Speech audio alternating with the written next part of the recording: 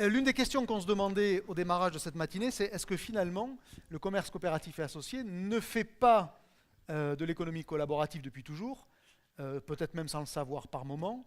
Tu retiens quoi de ce qui s'est dit depuis le début de la matinée? Alors, il y a une phrase de Jean-Louis Bancel qui vient de partir qui dit que dans l'économie collaborative, tout n'est pas coopératif, et je rajouterais l'inverse. Et je dirais que également la crainte que l'économie collaborative se substitue un jour à l'économie coopérative ou l'économie avec un grand E n'est pas de mise, parce que je pense qu'on a fait quand même des sacrés progrès. Si je reprends les années 90, l'époque où Kodak et Nokia n'ont pas vu venir la grande vague, je pense que nous aujourd'hui... Vous la voyez venir? Oui, on la voit venir parce que effectivement, on est beaucoup plus sensible à tout cela. On a vu ce qui s'était passé dans les années 90 et les chefs d'entreprise que nous sommes la voyons venir, l'anticipons. Et je pense que plus que jamais, dans l'économie coopérative, on est prêt à affronter cela parce que nous sommes une somme de chefs d'entreprise mobiles, extrêmement efficaces. On le voit dans les chiffres du commerce coopératif. Donc je suis relativement confiant par rapport à cela. Je pense qu'on peut agréger à la fois nos forces avec... Parce que finalement, l'économie collaborative, elle peut se mettre en place et elle peut se mettre en route parce qu'il y a des technologies que l'on peut nous-mêmes fort bien utiliser. Le collaboratif, c'est le fonctionnement même des groupements. Michel, pour un peu connaître le tien, chaque adhérent a une responsabilité au nom de tous les autres. C'est déjà une forme de collaboration, puisqu'ils sont chacun collaborateurs de tous les autres. Oui, je pense qu'on vit ça au quotidien, et particulièrement dans notre mouvement. Il n'y a même pas obligation de travail pour la collectivité, c'est aujourd'hui une... Mais dans les faits, c'est le cas. Mais dans les faits, c'est le cas, et on pouvait se poser la question, et je crois que tu l'avais posée il y a mon père, il y a même une dizaine d'années, de savoir si la transmission de la deuxième à la troisième génération, dans la transmission de la deuxième à la troisième génération, on verrait les enfants d'adhérents aussi impliqués. Et oui, oui. Donc pourquoi? Tout simplement parce que c'est dans le domaine de la nécessité, on ne peut pas tout apprendre par soi et que soi. Et donc, en fait, nos adhérents subissent, comme tous les autres entrepreneurs, les mutations énormes en ce moment. Et au fond, dans le partage et de l'erreur, et du risque, et du profit, il y a c'est cette économie collaborative entre soi qui nous a fait terriblement progresser. Je pense qu'on ne serait pas devenu un leader sur le drive, qui bouleversait quand même toutes les règles de management et qui était très fortement intégrateur dans un groupe d'indépendants. Enfin, quand même, là, on a une offre qui est bien normée, conceptualisée, etc. Un système d'information identique. Un système d'information identique, des modes de paiement, des modes... Tu te rends compte, faire adhérer des adhérents bretons à une politique émise à partir de Toulouse, c'est la chouannerie, se rendant chez les Girondins, mais en même temps avec une technologie, des vendeurs de tuyaux qui imposaient un certain jacobinisme. Donc c'est une révolution en 5 ans formidable, et c'est vrai que c'est parce qu'ils en ont discuté entre eux, parce qu'ils l'ont fait entre eux, qu'ils ont établi un climat de confiance entre eux, que ces coopérateurs ont eu des gains dans la mise en commun, quoi. Donc le collaboratif est bien dans le coopératif, déjà, à la base même de vos organisations. Oui, mais bon, ça, c'est l'inverse. La coopération est collaborative, ça, on est d'accord. Mais c'est l'inverse, qui n'est pas forcément vrai. Ouais. Je pense qu'effectivement, il faut retirer à tout prix de cette expérience qui a été mise en place d'abord par des acteurs américains. Il faut en retirer la substantifique moelle pour le fonctionnement de nos entreprises. Quand j'entends des consommateurs dire « c'est mon rêve d'aider à la construction de l'assortiment du magasin », ce serait bien que le consommateur devienne acteur. Je pense que nos entreprises, qui sont quand même de taille importante, il y a des leaders comme à côté de moi, on est beaucoup plus prêts que les intégrer en la matière, parce que justement cette proximité avec le consommateur est vraie. C'est-à-dire que je vois Miguel là, qui est au premier rang. Miguel, il est au contact tous les jours, toutes les semaines de ses clients. Moi, personnellement, je suis également au contact régulièrement de mes propres clients. Et c'est ce contact avec cette clientèle qui nous permet d'anticiper précisément ces attentes très fines, cachées, et qu'on va pouvoir exploiter pour l'avenir. Mais en même temps, il y a le modèle. Et quand j'écoutais tout à l'heure Antonin et Édouard, on avait cette bouffée d'air frais on leur fera peut-être Miguel Jonchère, on va peut-être faire appel à eux pour venir un jour dialoguer devant nos collègues. C'est vrai que les questions que vous avez posées ou que tu as posées sur Selectour, la délocalisation de l'achat, plus que la dématérialisation d'ailleurs, et ce que vous avez dit tous les deux nous interpelle. Et donc l'économie collaborative croissante est à la fois fascinante et en même temps un facteur de risque. Serons-nous capables de l'intégrer, de la comprendre, de trier? Parce que je vous rappelle, c'est ça que je voulais dire, je vous rappelle quand même notre histoire. Il n'y a pratiquement plus en France, contrairement à l'Italie par exemple ou dans l'Europe du Nord, il n'y a plus de coopératives de consommation, en tout cas qui a une enseigne qui le revendique. Puisque les dernières, c'était les COP d'Alsace que nous avons, ainsi que Carrefour. Il y a encore un peu COP Atlantique, il y a encore, qui a eu, mais bon, oui, mais cela dit, c'est vrai que c'est marginal. marginal. Et ce n'est plus la promesse d'enseigne des coopératives de consommation, c'est-à-dire que l'économie collaborative revendiquée depuis le 19e siècle, dans ces vieilles maisons, et qui étaient les consommateurs font le financement, font le management et font le juste prix de ce qui est vendu. Il n'y a plus en France. Donc c'est un paradoxe, il ne faut pas se payer de mots. Dans l'économie collaborative, il va y avoir beaucoup de tri. Et d'ailleurs, dans tout type de modèle économique, il y a du tri. Mais les coopératives de consommation, qui pourrait être le mode emblématique de cette économie collaborative dans notre secteur, a failli. Ça veut dire aussi, très concrètement, un peu aussi comme dans certaines coopératives agricoles, qu'à un moment donné, la technostructure, aurait dit Galbraith, a pris le pas, je fais mon Bancel là, aurait dit Galbraith, a pris le pas sur les paysans ou sur les consommateurs, et les consommateurs, motivés au départ par militantisme et autres, n'ont pas assumé non plus la gestion du risque et la complexité du management. Donc même en le déléguant, ça n'a pas fonctionné. Donc il y a encore de très belles coopératives en Italie comme Coop Italia, ou toute l'Europe du Nord, où 40 à 50% peut-être de parts de marché sont les coopératives de consommation. Mais donc il faut penser à ça, il faut remettre de l'histoire dans l'appréciation des modèles. Historiquement, l'économie collaborative a toujours été une revendication, ça a toujours existé, et ce n'est pas nouveau. C'est aujourd'hui ces modalités d'expression qui sont différentes. Et elle a failli aussi. C'est un paradoxe qui était important de souligner à l'heure où on s'enthousiasme pour ce modèle. C'est vrai que de rappeler qu'il vient de disparaître, puisque ça a une dizaine ou une quinzaine d'années. Deuxième temps dans notre conversation, c'est sur ce qu'est aujourd'hui le commerce associé. Eric, Alexandra a rappelé les chiffres tout à l'heure. C'est une surperformance toujours par rapport au commerce total. C'est, je crois, plus 1 versus plus 0,4. C'est mieux que le commerce, mais c'est plutôt quand même moins bien qu'avant. Oui, juste un point, je voudrais quand même revenir tout à l'heure sur ce qu'a dit notre ami de WeShare. Reviens, il disait que finalement, entre guillemets, ce qu'on pourrait appeler les têtes de réseau de l'économie collaborative sont organisées comme le capitalisme traditionnel, avec du financement relativement traditionnel, une organisation capitalistique relativement traditionnelle, des entrées en bourse fracassantes. Et là, de ce point de vue-là, on est quand même très très loin de notre modèle coopératif. Ça, c'est une limite pour le coup entre le collaboratif et le coopératif. Voilà exactement. Et la création de valeur, elle se fait quand même beaucoup au profit de celui qui a inventé le concept. En l'occurrence, l'application, souvent, tout simplement. Pour voir mon fils, qui est grand utilisateur de Blablacar, il n'a encore pas su me convaincre sur la rentabilité qu'il pouvait tirer de Blablacar, parce que, entre guillemets, le peu d'argent qu'il en retire pour chaque trajet ne couvre pas l'amortissement de sa petite voiture qu'il s'est payée. Donc, il faut quand même rester extrêmement clair. Blablacar ne permettra pas à mon fils de vivre. Ça, il faut en être convaincu.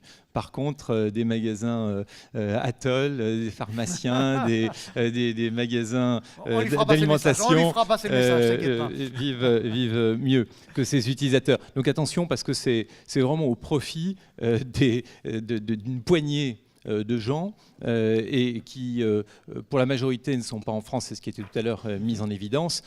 C'est d'ailleurs le grand risque qui nous guette, c'est que ces bases de données sont gérées à l'étranger par une puissance extrêmement dangereuse pour nous. Oui, mais moi, je ne partage pas cet avis. Hein. C'est ça qui est bien, c'est ça qui est intéressant. Je ne le partage pas. Je pense que nous allons être bousculés par cette révolution. Et déjà intellectuellement, elle nous prend de court. Et c'est vrai, j'entends tous mes collègues dire « mais où est le modèle économique ils n'ont pas de rentabilité ». Enfin, là aussi, je demande qu'on remette un peu d'histoire. Mes parents... Michel, je disais ça pour mon fils. Oui, mais justement, moi je pense que... Mais mes enfants me disent la même chose. Puis Olivier les connaît aussi, parce qu'ils fréquentent les mêmes groupes, Indochine, etc. Donc ils ont les mêmes marottes. Comme quoi, les vieux ont quand même une chance d'être écoutés encore, les rockers. Mais pour revenir, je vous rappelle que quand mon père a créé les centres Leclerc, c'est ce que disait la vieille économie. Quand l'hypermarché Carrefour est arrivé, une récente émission Duel le rappelait, en fait, on a oublié que tous les autres disaient que ça ne pouvait être fait qu'en milieu urbain, à Paris, etc. Vous savez la suite. Et aujourd'hui, justement, c'est pas que l'économie numérique, mais tout ce qui est porté par cette demande émergente, cette exigence nouvelle des demandes sociales exprimées à travers l'économie collaborative, elle bouscule nos métiers. C'est pas simplement Uber et les taxis. Enfin, vous voyez bien aujourd'hui les taxis, pour vivre face à Uber qui les attaque même marginalement, tout le monde remarque aujourd'hui qu'ils n'ont pas la carte bancaire, au point que Michel Sapin est en train de leur enlever le dernier prétexte à ne pas l'avoir. À Orly, il y a encore un taxi sur 4 qui ne prend pas la carte bancaire. Aujourd'hui, les taxis anciens de la vieille économie sortent de leur bagnole pour ouvrir la porte, etc. Donc, de toute façon, le service est redécouvert par ces acteurs. C'est Free, c'est Édouard Leclerc, c'est Intermarché, c'est Jacques Maillot, enfin tous ces gens. Et donc, je crois que ça va nous bousculer. Et si nous ne changeons pas, si nous ne nous adaptons pas, et ça va être le thème du congrès des centres Leclerc au mois de juin, alors, voilà, vous savez, quand la marée monte, vous pouvez dire « je nagerai pas, j'irai pas dans l'eau », mais vous n'avez que deux solutions. Hein. Quand la marée monte, c'est vous apprenez à nager, vous quittez la plage. Et c'est ce qui va se passer. Nous allons être sacrément remis en cause. Nous sommes déjà sacrément remis en cause, et notamment sur le service et cette économie. Donc aller plus loin que l'apparente incompréhension d'un modèle économique à date. En fait, nos gosses n'ont pas la conscience des investissements à réaliser et des responsabilités. Ils ont la conscience de l'usage. Mais ils ont l'exigence de l'usage, et ce sont nos clients demain. Hein. Éric, j'étais parti avec un peu d'avance sur le deuxième temps de notre conversation pour te faire réagir sur le fait que le commerce associé est toujours surperformant par rapport au commerce, qu'il est peut-être un peu moins qu'il ne l'était les années précédentes. Comment faut-il lire? Alors, est-ce que c'est trop court de lire ça sur une année? Il faut voir la tendance. Quel regard tu portes? Non, je pense qu'il faut regarder la tendance. C'est ce que disait tout à l'heure Alexandra. Ça fait 11 ans qu'on a cet indicateur. Et depuis 11 ans, le commerce coopératif et associé est au-dessus, en termes de croissance, de celle du commerce traditionnel. Ça, c'est un fait incontestable. Et le deuxième point que j'ai souligné, moi, dans la dernière conférence de presse qu'on a donnée avec Alexandra, c'est le fait qu'avec 1% de croissance, ce qui est nettement moins bien que l'année d'avant, eh bien, celle de l'emploi dans nos organisations a cru de 3,5%. Et ça me permet d'ouvrir d'ailleurs une parenthèse en disant, je ne comprends pas pourquoi on s'évertue d'un point de vue législatif à mettre des freins au développement de notre modèle, dans le sens où, encore une fois, on voit bien qu'au niveau de la France, avec 1% de croissance, on continue de détruire de l'emploi, et nous, avec 1% de croissance, on en crée. Donc je pense que notre modèle est à observer à la loupe, et il faut l'encourager. Pour moi, il y a trois textes emblématiques en ce moment qui nous inquiètent, parce qu'on a quand même été beaucoup consultés, beaucoup écoutés, ça fait plaisir, mais ces trois textes nous inquiètent. C'est évidemment la révision coopérative qui est en cours. Les décrets d'application ne sont pas encore sortis. Le deuxième, c'est les nouveaux rôles de l'autorité de la concurrence qui nous inquiètent. Le pouvoir d'injonction structurel qui va évidemment beaucoup plus impacter les coopératives que les intégrer, parce que faire quitter d'un groupe intégré un magasin, ça aura un impact limité sur cet acteur. Faire vendre un magasin d'un groupe coopératif, ça aura un impact sur celui qui sera concerné, qui sera dramatique. Donc ça, c'est le deuxième point. Et puis le troisième point, c'est l'amendement Brottes. On attend beaucoup de la commission mixte parlementaire de demain. On attend beaucoup du ministère. Je remercie d'ailleurs l'un de ses conseillers de s'être déplacé ce matin. Cela fait plaisir et ça témoigne de leur grande écoute à notre rencontre. Mais ces 3 points nous inquiètent, alors même que nous représentons un système qui est quand même assez dynamique sur le plan de la croissance et sur le plan de l'emploi. Je rappelle que nous représentons 7% du produit intérieur brut français et qu'à ce titre, il faut l'encourager. Nous sommes face à des grandes mutations et je constate que l'enfer est pavé de bonnes intentions, parce que je ne crois pas que le gouvernement soit animé de mauvaises intentions et qu'il veuille nous pénaliser. Mais attention, parce que toutes ces lois vont contribuer, nous semble-t-il, à nous affaiblir ou nous faire courir avec un poids aux jambes. Donc 3 sujets évoqués par Eric, tu les partages, j'imagine. Oui, la révision coopérative, le pouvoir d'injonction et ses conséquences que ça pourrait avoir, et donc le fameux amendement. Est-ce qu'ils sont tous d'importance égale finalement? Oui, parce qu'ils témoignent d'une méconnaissance de nos organisations, de leur efficacité. Ça, c'est au mieux. Et au pire? Au pire, c'est l'instrumentalisation et l'acceptation d'une philosophie qui voudrait mettre un terme au statut des coopératives en France. Parce qu'elles ne survivront pas, je pense, à ce dispositif, ou en tout cas, nous nous y opposons, comme Eric le sait, et comme la plupart des adhérents de la FCA, mais surtout, nous ne pouvons pas faire notre programme dans ces conditions-là. Donc, il faudra s'adapter. Si on se met au stade Leclerc, parce que pour oui. le coup, toi, tu es l'acteur d'une entreprise spécifique, Eric, là, pour le coup, a une casquette un peu plus générale. Qu'est-ce que ça changerait pour qu'on comprenne bien les enjeux à l'échelle d'une enseigne? Oui. D'abord, il y a cette idée complètement dingue que tous nos interlocuteurs comprennent qu'il y a un problème. Mais ce qui est terrible, c'est que quand même, on continue d'être dans l'expectative, on n'a aucun signe qu'on tourne la page. On est prêt à ne pas polémiquer, à dire « Ok, il y en a qui se sont trompés, on tourne la page, et voilà, taisons-nous ou passons au sujet après. » Actuellement, nous prenons beaucoup sur nous, beaucoup d'énergie pour expliquer que d'abord, on nous a toujours dit depuis des dizaines d'années qu'en France, on pouvait librement s'associer, des consommateurs peuvent s'associer, des citoyens peuvent s'associer, et donc des entrepreneurs peuvent s'associer. C'est une loi fondamentale, c'est un objectif de notre démocratie.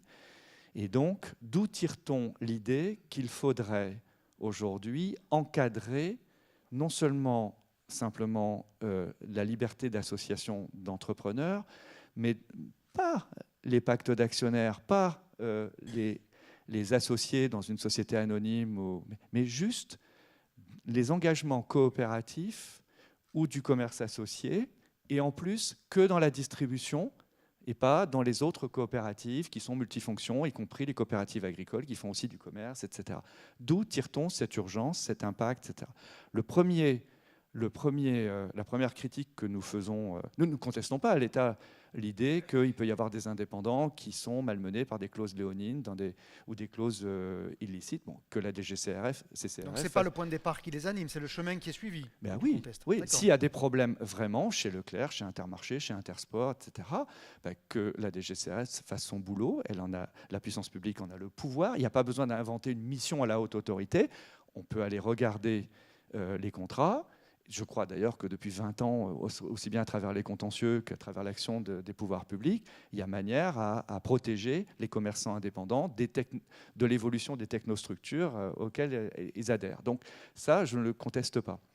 Par contre, d'où tire-t-on qu'il faille institutionnaliser une période et une date de contrat, sans prévoir d'ailleurs la tacite reconduction, en excluant la tacite reconduction, d'où tire-t-on qu'il faudrait que les contrats et les engagements chez Leclerc soient de même nature, de même délai que Intersport, Monsieur Bricolage ou chez Système U? D'où tire-t-on ça?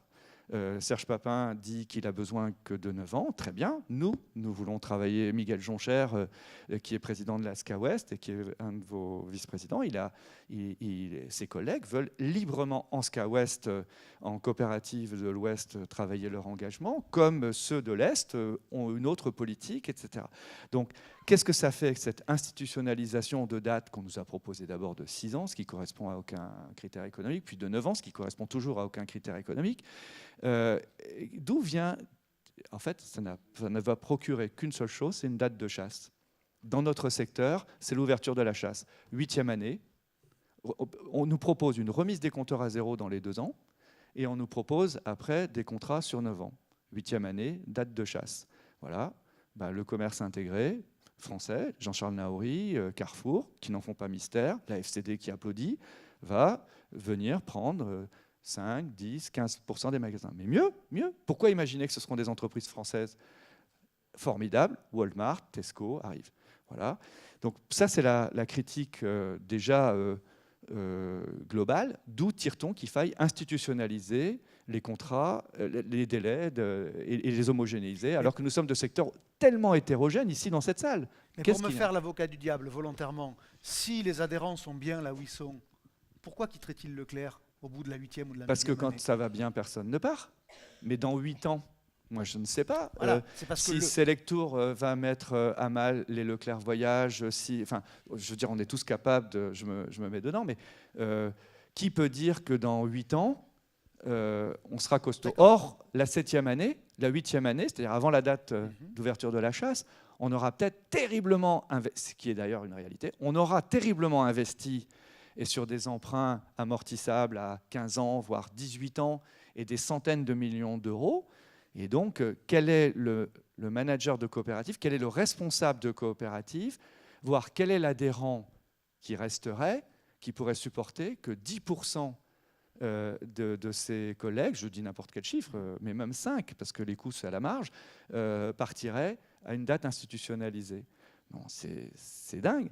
Donc il n'y a aucune justification à un tel micmac, sauf à offrir, sauf à nous fragiliser, sauf à, comme l'a dit Bancel dans une lettre à Emmanuel Macron et à l'Élysée, sauf à faire en sorte que nos banquiers ne nous financent plus.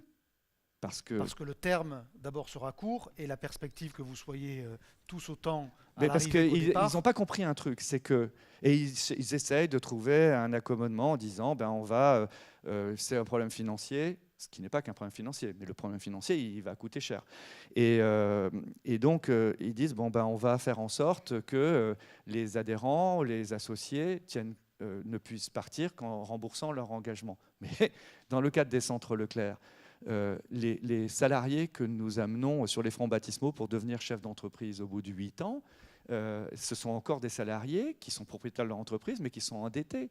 Donc, ensuite, deuxième chose, ce sont les coopératives régionales, nos 16 coopératives régionales, qui effectuent les investissements très lourds en logistique que nous faisons aujourd'hui. Et quand bien même on pourrait admettre que les anciens centres Leclerc qui quittent pour être franchisés Auchan restent gages de leur dette, la coopérative, elle doit les payer. Elle doit payer le banquier. Et donc, elle va devoir courir derrière un ancien Leclerc devenu Auchan, devenu Carrefour, pour assumer la coopérative, pour assumer les dettes de la coopérative. Mais quel imbroglio! Et moi, j'ai vécu ça, et mon père a vécu ça. Et moi, je suis un des plus vieux guerriers de la distribution, un jeune vieux guerrier, encore vert, mais j'ai vécu ça dans la scission Leclerc-Intermarché. Et mes collègues d'Intermarché ne m'en voudront pas de rappeler que les ex-Intermarché qui étaient partis n'ont pas payé les fournisseurs tout de suite. D'ailleurs, ils ne sont pas appelés Intermarché tout de suite, ils ne savaient pas comment s'organiser. Ils sont partis, ils ont créé Ex. Et donc, je me rappelle que mon père a dû se porter à la demande des fournisseurs, président d'une des centrales régionales à Carpentras, pour continuer, que les autres centres Leclerc de France soient continués à être livrés. Et alors, après, il fallait courir après les ex pour qu'ils payent. Et en plus, un liquidateur a été nommé, qui avait coupé les frigos, etc. J'ai vécu ça dans ma chair. J'ai vu mon père pleurer. J'ai vu mes parents poursuivis, on a oublié. Donc, j'ai vécu ça. Donc, je dis au moins, écoutez-nous. Or, comme le dit Eric, qui nous a beaucoup aidés, parce qu'on s'est fédérés tous ici, dans l'expression de cette opposition. nous avons en face de nous des gens qui ont des modèles mais qui n'ont pas d'histoire. Ils revendiquent un modèle, c'est-à-dire transformer nos coopératives en auberges espagnoles au nom de l'indépendance des indépendants. Mais comme le disait M. Drey ou M. Canivet dans la jurisprudence qui nous a fait nos coopératives, pour que l'adhérent d'une coopérative, pour qu'il soit indépendant, il faut que son organisation lui donne les moyens de cette indépendance. Et quand vous avez, comme le veut M. Lasserre, des franchisés de Carrefour ou même des affiliés de Leclerc à La Réunion, à la Corse, ok, si lui trouve qu'il y a une position dominante, on peut couper les cheveux de la structure principale. La structure principale reste quand on est franchiseur intégré. Mais lorsqu'on est une coopérative, si vous coupez les cheveux, si vous coupez les rhizomes de chaque coopérateur ou d'un groupe de coopérateurs, c'est la tête de la coopérative que vous réduisez. C'est ça le fond du problème. Donc aujourd'hui, quelle écoute vous avez sur ces arguments, Eric? Parce que c'est vrai que quand on entend Michel déployer ça, on se dit bah, ouais, ça a l'air de se tenir, et pourtant. Ce qu'il faut retenir quand même de tout cela, c'est que cet amendement est un de plus qui vient entraver le fonctionnement des entreprises et plus particulièrement les entreprises coopératives. On est à la fois fort parce qu'on additionne des énergies formidables d'entrepreneurs indépendants et on est faible parce qu'effectivement, c'est ce que j'évoquais tout à l'heure en introduction, on est très courtisé. Nos magasins en général occupent des positions de leader sur leur zone et d'autres groupes ont envie de les agréger aux leurs. Notamment, le grand moment, c'est au moment où on passe son entreprise. C'est au moment où on vend son entreprise. Et là, souvent, il faut sortir beaucoup de capitaux parce que pendant une vie, la personne a effectivement capitalisé sur sa zone, elle a investi, elle a surinvesti. Et puis au moment où il faut qu'elle passe, il faut sortir énormément d'argent. Et donc, les groupes que nous sommes, on essaye de se protéger de ces départs. Et on a l'impression que, effectivement, dans ces différents textes qui sont apparus, dans la loi Macron, ne tiennent pas compte de cette historique, de ce travail. Moi, je voudrais élargir pas seulement à cet amendement, les deux autres que j'ai cités, la révision. plus tout le reste qui vient s'additionner sur la pénibilité, que l'on connaît et qui est dans l'actualité. Donc les entreprises ont à supporter de plus en plus, d'une façon générale, de plus en plus de problématiques juridiques qui les mettent en péril, et on le voit bien, qui découragent les Français à entreprendre. Je lisais l'autre jour que 50% des entreprises créées, alors la France continue de créer beaucoup d'entreprises, mais 50% des entreprises créées, ce sont des auto-entrepreneurs. Donc en fait, ce ne sont pas des entre guillemets, des vraies entreprises. Au sens où on l'entend d'habitude. Voilà, au sens où on l'entend d'habitude, parce qu'on sait très bien qu'il y a un effet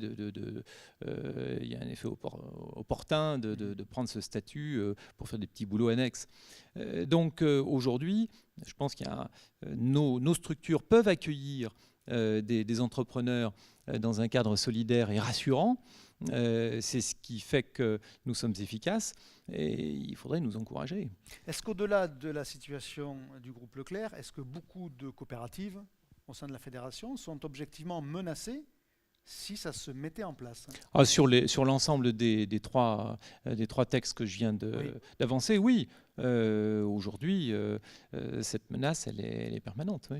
Mais la menace, elle est dans cette instabilité, cette illisibilité de ce que veut la puissance publique. C'est-à-dire qu'on l'a dit, et vous l'avez dit autour de ces tables rondes, nous sommes dans une période où nous allons devoir investir énormément, nous remettre en cause, tester des trucs dont on n'a pas la vision du modèle économique. On doit investir dans une nouvelle logistique, dans une relation client qui a plus d'exigences. Ce sont des sommes considérables, c'est de la formation dans nos métiers, c'est un très très gros investissement. Et donc ça vaut pour tous les adhérents de la FCA qui sont ici. Et d'ailleurs, les startups qui ne resteront pas startups, qui voudront durer sous la forme collaborative ou coopérative. Donc c'est un modèle. C'est qu'aujourd'hui, ce qui est en train de se passer, et si M. Lacresse peut le sentir, c'est que jusqu'ici, quels que soient les coups de boutoir, nous n'avons eu que des législations contraignantes. Hein. C'est la loi Royer, la loi Raffarin, la loi Lang, la loi interdiction de pub à la télé, etc. dans notre vie, mais ça nous a fait évoluer. Mais ça ne nous a jamais attaqué dans notre être, simplement dans nos capacités concurrentielles. Là, aujourd'hui, ce qui est en germe, c'est la fin du modèle coopératif et la banalisation, la normalisation des groupements de commerçants indépendants qu'on voudrait assimiler uniquement à des franchisés. C'est-à-dire que ce qui était périphérique à nos métiers, c'est-à-dire l'utilisation d'un droit de marque sous forme de franchise, etc., aujourd'hui, par l'amendement Brottes, il faut aligner les statuts sur les contrats, alors que les contrats ne viennent que des statuts. Et donc, c'est un tour de passe-passe formidable qui a été conçu par une pensée extrêmement perverse, ce qui veut dire intelligente, hein, qui a été pensé sur une modélisation de ce que nous pourrions être plus que de ce que nous sommes. Et en fait, nous étions, en tant que coopérative, en droit, depuis un siècle, et surtout depuis les lois de la résistance, nous étions des ententes, mais des bonnes ententes, parce que nous étions des entrepreneurs solidaires dans l'entente et au profit du consommateur. Avec le dispositif de Brottes et l'alignement des statuts sur les contrats, nous allons devenir des sociétés franchiseurs et nous allons devenir des concentrations. Bon, c'est d'autant plus dommage, Michel, que la loi Hamon avait été quand même un bon indicateur sur la prise en compte par le gouvernement des spécificités de notre modèle. Et on comprend d'autant moins, effectivement, ce qui a suivi, que la loi Hamon avait été construite avec une consultation permanente. Mon prédécesseur, qui était encore président à l'époque avec Alexandra, ont été très très consultés. Et c'est dommage, effectivement, que ces deux amendements. Je voudrais rajouter également sur l'autorité de la concurrence, parce que l'autorité de la concurrence a apporté ce texte. Je me souviens encore de l'interview de son président au Sénat. Et on voyait bien qu'effectivement l'autorité de la concurrence portait ce texte. Et quand je vois les dernières actions de l'autorité de la concurrence, on voit bien qu'elle a des pouvoirs très élargis pour agir. Ce qui est extraordinaire quand même de la part de députés qui réclament plus de régulation, et notamment je parle des députés socialistes et qui accompagnent l'action du gouvernement. Ils sont en train de transférer les pouvoirs de régulation qui donnait lieu à une jurisprudence, à des capacités, à une lisibilité des formes de contestation devant les tribunaux. Et là, on va le passer à l'autorité de la concurrence, qui en est déjà à négocier avec les industriels, non seulement les amendes, mais des comportements les industriels du lait, notamment récemment.